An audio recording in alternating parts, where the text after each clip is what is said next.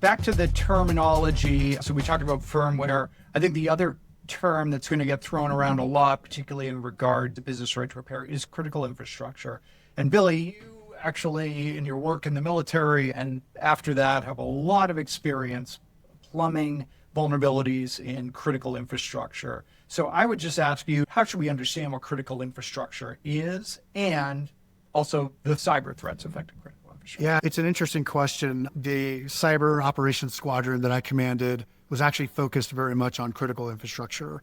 And so when I first started, critical infrastructure referred to things like power generation and water treatment facilities and things like that, right? So in fact, one of the missions we did was an attempt for one of the teams that we had that I led to actually try to break into the power grid, right? So when you hear this term critical infrastructure, that's normally what people think about. What's interesting though is that the government, the federal government, actually has like a definition for what critical infrastructure is, right? And there's like 12 different pieces of what's considered critical infrastructure.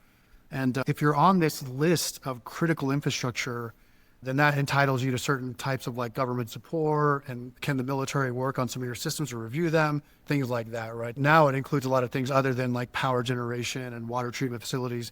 Critical infrastructure now encompasses things like voting systems, right? And there's a good reason why we want that, right? So if the security of voting systems is really important, and maybe the federal government should have authority to be able to look at the cybersecurity of a voting system to make sure that it's secure, maybe, right? But I think what we're seeing now is people using this critical infrastructure tag to hide and say, hey, we're critical infrastructure, so you can't look at our stuff, right? It's supposed to be the exact opposite, right? Being designated critical infrastructure should actually open you up to more scrutiny because you're so important to what our society does and how important you are to our society, right?